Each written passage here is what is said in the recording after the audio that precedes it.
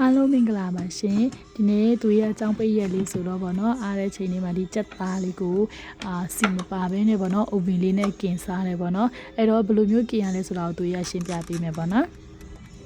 အရင်ဦးဆုံးပေါ့နော်ဒီစပလင်ချင်းရဲ့ကျွတ်သွန်ဖြူရဲ့ငရုတ်ကောင်းရဲ့ကိုသူအေးကညက်အောင်ပေါ့နော်ထောင်းပြီးသွားတဲ့အခါကျတော့ဆိုရှင်ဒီကြက်သားထဲကိုပေါ့နော်ပြားခဲရဲ့တကြားလဲငယ်ရဲ့ပေါ့နော်ပြီးရင်ချိုမုံရဲ့ငပြာရည်လေးရဲ့ပေါ့နော်ဒီထောင်းထားတဲ့စောနာကပစ္စည်းတွေနဲ့ပေါ့နော်အလန်နေပြီးတော့ပေါ့တနားရီလောက်အနည်းဆုံးနှက်ထားလိုက်တယ်ပေါ့နော်ပြီးသွားတော့မှသူအေးကဒီ oven ထဲကိုစီပြီးတော့ထည့်ပြီးတော့မှကင်တာပေါ့နော်